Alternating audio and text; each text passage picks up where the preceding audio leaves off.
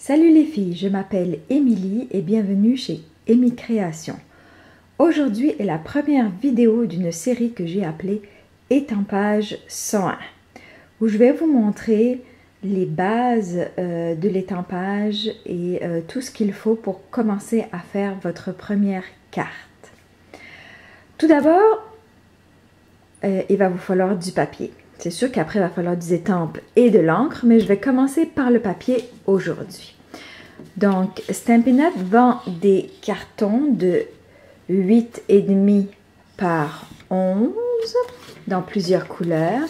Ils en vendent aussi en version 12 par 12. Ils ne sont pas exclusivement réservés pour le scrapbooking. Ça sert à faire certains projets qui sont plus grands ou des fois aussi c'est utile sur certains autres projets. Mais je vais me concentrer plutôt sur le 8,5-11 cette fois-ci. Puis le 12 par 12, on reviendra dessus. Donc,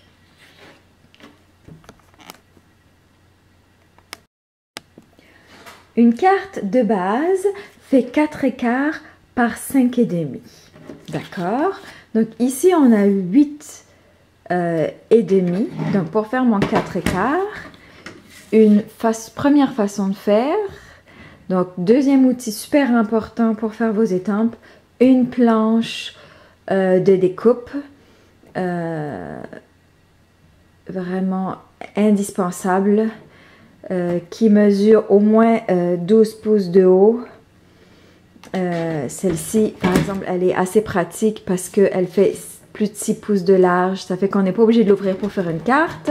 Puis si on veut faire des projets un peu plus grands ici, on a un petit bras qui va jusqu'à même 14 pouces. Sur cette planche, on a, je ne saurais pas comment l'appeler là, une petite chose ici pour rainurer. Et la petite chose plus foncée qui est en dessous, que je vais remonter, qui est pour découper. Donc là, je vais faire ma carte 4,25 par 5,5. Donc je vais couper à 4,25 mon carton. Ça fait qu'avec un carton, je vais faire 2 cartes. Puis après, je peux revenir ici à 5,5 et je vais venir rainurer à 5,5. Ensuite, j'ai ma pliure ici. Donc, on se demande toujours dans quel sens plier. Donc, ici, j'ai le pli creux, puis de l'autre côté, j'ai le pli, on va dire, la petite rembourrée.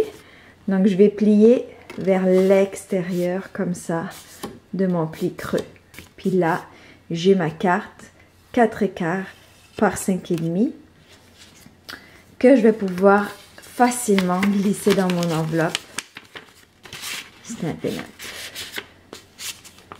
Ok, donc ça c'est une façon de couper notre papier.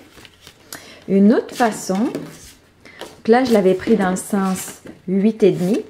L'autre façon c'est de couper dans le sens de 11 pouces, donc la grande largeur.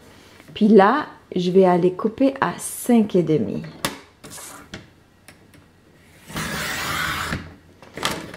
Et je vais aller rainurer à 4,25 avec mon outre. Et là, ça fait que j'ai une carte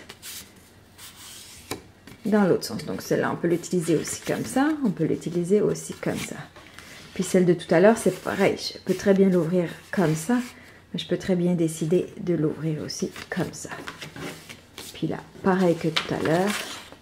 Elle rentre parfaitement dans mon enveloppe. Puis elle mesure pareil. Hein?